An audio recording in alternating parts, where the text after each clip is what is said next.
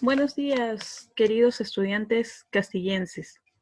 Continuando con la Semana Patriótica, el día de hoy me toca hablar sobre la corriente libertadora del sur, para lo cual vamos a ver lo siguiente. La corriente libertadora del sur.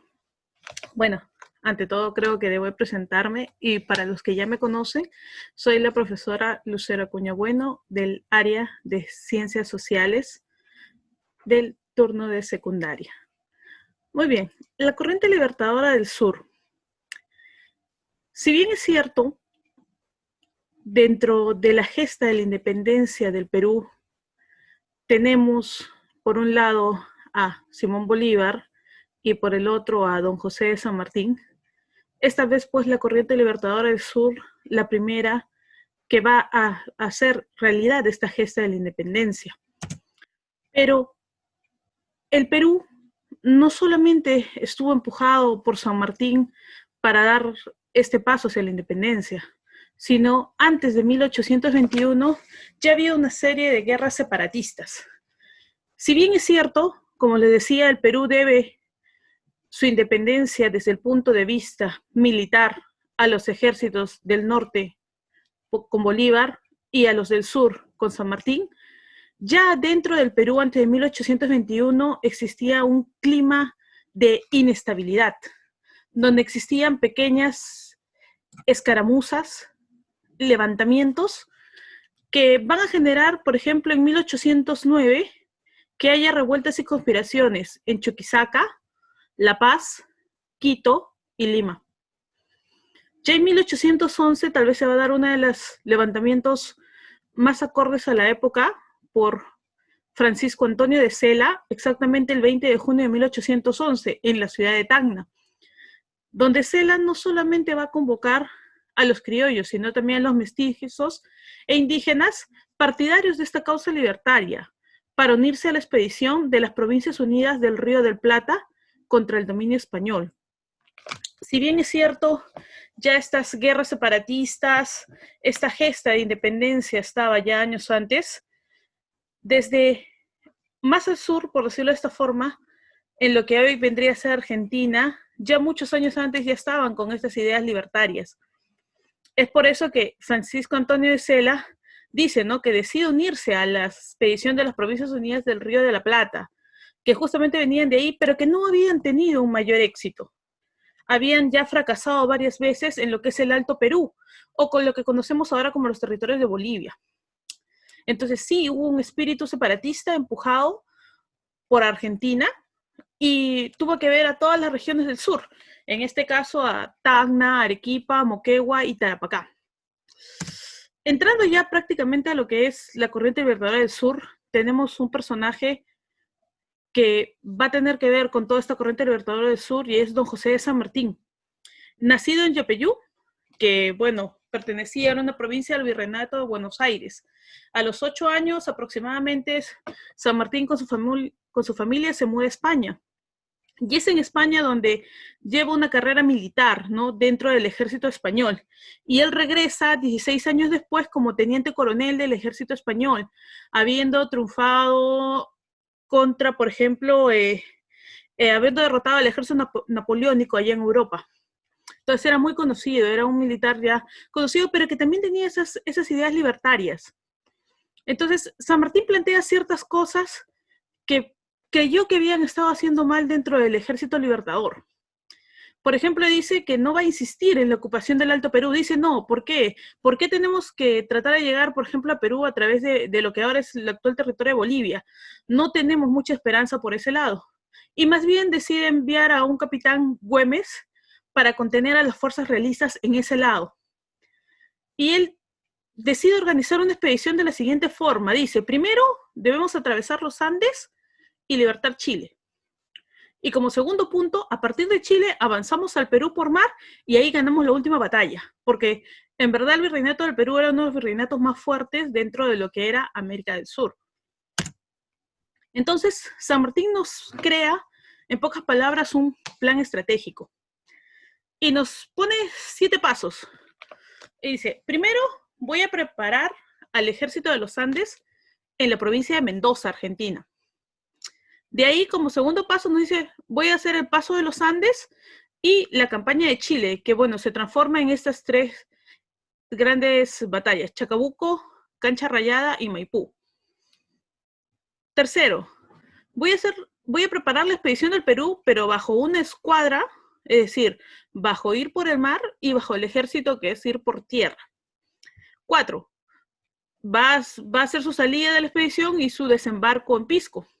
5. Va a tener unas campañas en el interior de Perú, en la sierra, con Álvarez de Arenales, y posteriormente va a trasladar su ejército a Huaura. 6. Va a ocupar Lima. Y 7. Va a tener una acción permanente de la escuadra al mando de Cochrane. Para empezar con la preparación del ejército de los Andes en Mendoza. Ya habiendo las ideas libertarias en Argentina, es que se le apoya económicamente para crear un ejército. Este ejército se crea más o menos alrededor de 1817, con 4.000 hombres. La composición étnica y social por parte de este ejército era muy variada, es decir, no habían tanto indígenas, criollos, mestizos, criollos ricos también. Y lo que sí era que sus oficiales sí eran criollos ya con cierto grado de instrucción, tanto argentinos y chilenos. También había algunos europeos con estas ideas libertarias. Y también existían españoles libertarios, como es el caso de Álvarez de Arenales, que va a jugar una parte importante en la independencia y la gesta del Perú. También había una cantidad, dice que el 20% de este ejército se conformaba de esclavos, que también eran parte de este gran ejército que se junta. El paso de los Andes, que es el primer punto. Después de haber formado su ejército, decide hacer este paso de los Andes. Atraviesa la cordillera por el Paso de los Patos en febrero de 1817. Nadie lo esperaba. ¿Por qué? ¿Por qué escogió justamente este paso?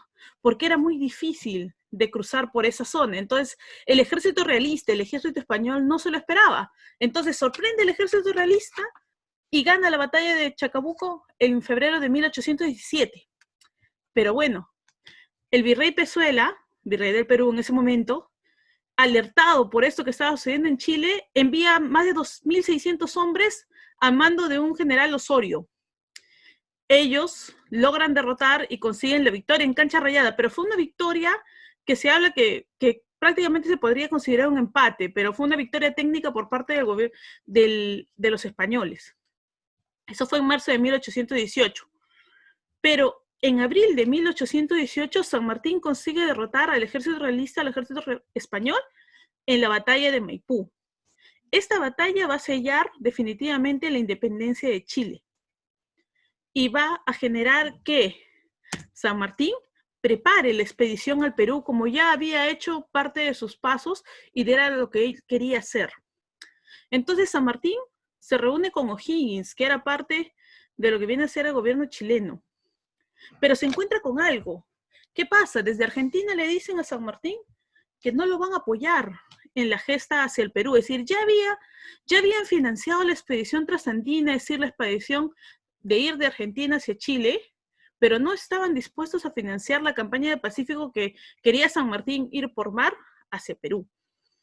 Entonces, acá juega un papel muy importante O'Higgins. O'Higgins logra el apoyo de los empresarios privados chilenos en este caso, ofreciéndoles también una oportunidad de negocio. ¿Por qué? Porque les decía que este ejército iba a comprar ciertos aditamentos, ciertas cosas para poder hacer su expedición al Perú, y también les ofrecía una ventana económica, por decirlo así, comercial entre Perú y Chile. Entonces era muy oportuno, pero O'Higgins es el que logra esta expedición. Entonces, al conseguir el dinero, ya San Martín puede pensar en la expedición al Perú.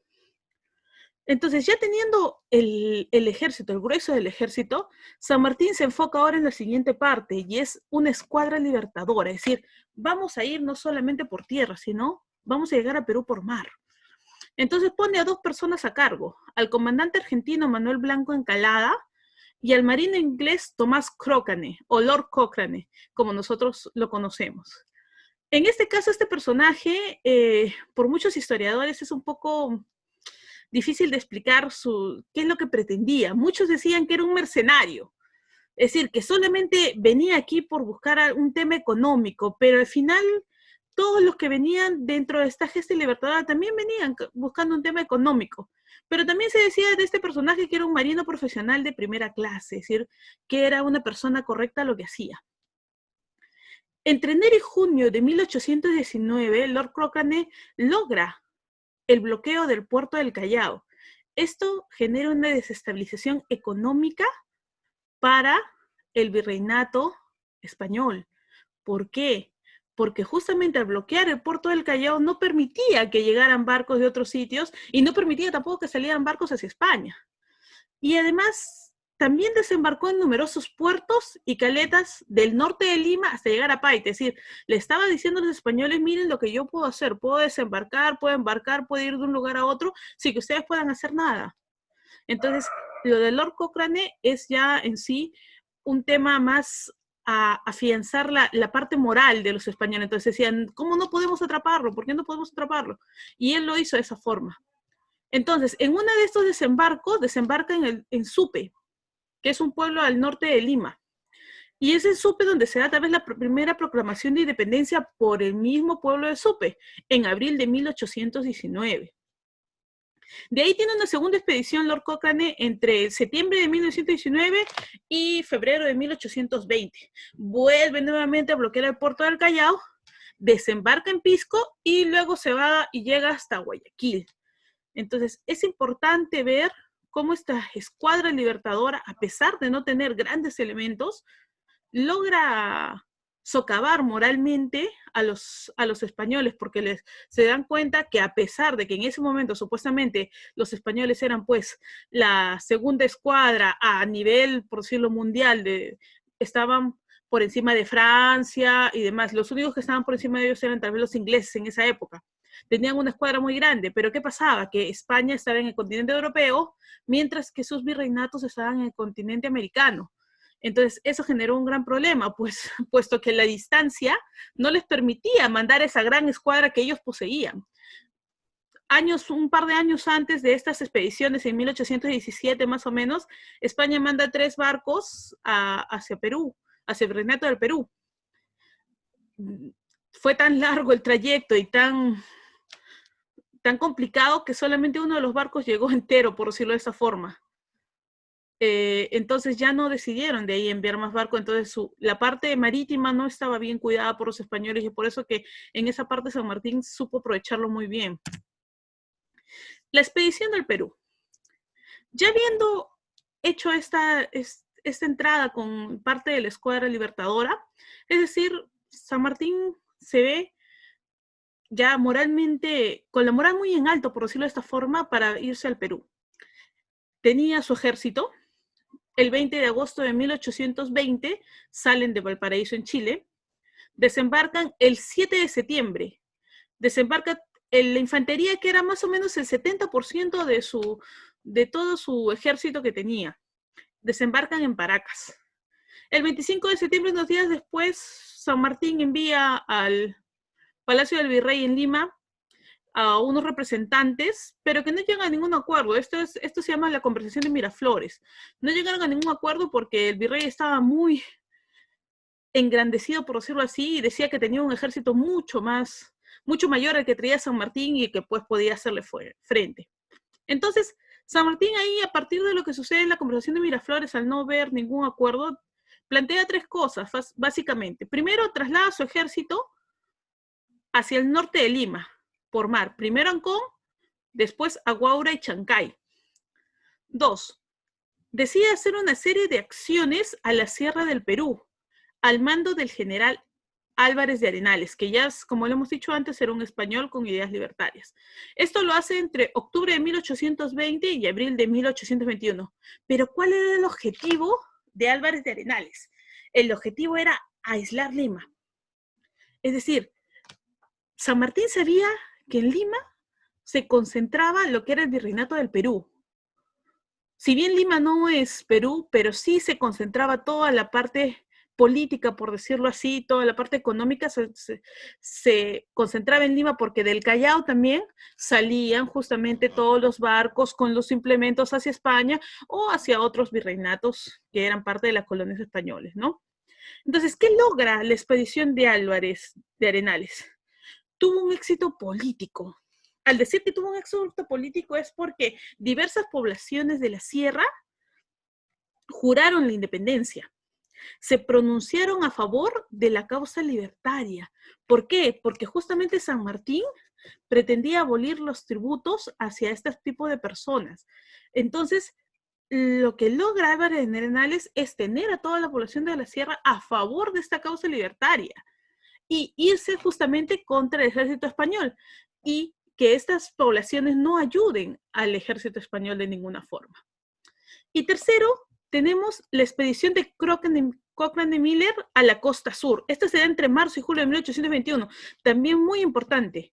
Miller desembarcó en diferentes caletas y puertos desde Chincha hasta Arica. Tuvo un éxito en el encuentro de Mirabe en mayo de 1821 y organizó lo que vamos a conocer como las montoneras, que después van a tener un papel muy importante dentro de lo que viene a ser el objetivo, que era aislar Lima. La ocupación de Lima. La presencia del ejército regular de San Martín al norte de la ciudad, acuérdense que el ejército se traslada de Pisco primero a Ancón y después de Ancón se va hacia lo que es Chancay, Huaura. En Huaura también vamos a tener una pequeña historia que tiene que ver justamente con la ocupación de Lima. Entonces, ¿qué hace? San Martín ya tenía su ejército ahí en el norte de la ciudad, estaba a punto de ingresar, por decirlo de esta forma. Además, la acción de las guerrilleras o montoneras que cercaban a Lima, ¿ves? Lo que había hecho Miller, había juntado a un grupo de personas, que vamos a poner las montoneras, por esa forma, que estaban a favor de la causa libertaria y que deciden cercar Lima, cercar todas las salidas de Lima. Y además, también tenemos Miller con Cochrane, hacen el bloqueo al puerto del Callao. Y las acciones de Arenales seguían en la Sierra Central juntando a más pueblos a favor de esta causa libertaria. Y eso genera que al estar aislado Lima, genera una escasez de alimentos. Entonces, esta ocupación de Lima se da desde diversos frentes. De esa forma, vamos a ver que San Martín había logrado, en pocas palabras, su éxito político.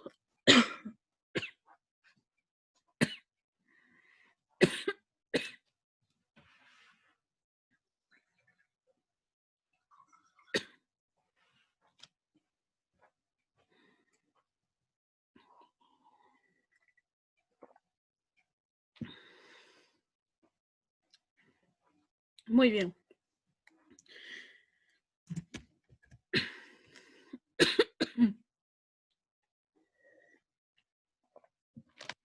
Entonces, San Martín había generado que la parte económica, política que funcionaba en Lima ya no diera para más.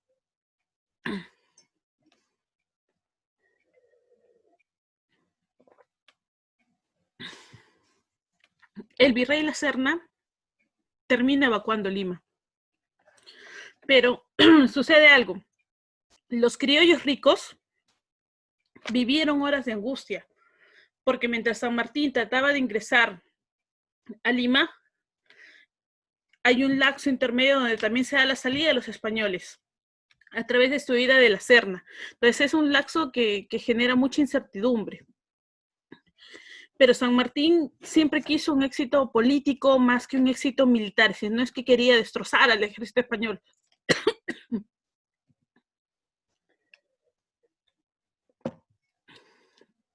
Sino San Martín quería que ellos salieran de Perú y que los propios peruanos pudieran organizarse para tener un gobierno. 15 días después de la ocupación de Lima, de su ingreso de San Martín, se proclama la independencia de Perú en la Plaza Mayor de Lima un 28 de julio de 1821. Y es así como la corriente libertadora del sur genera pues esta gesta de independencia en nuestro país. Muchas gracias, chicos.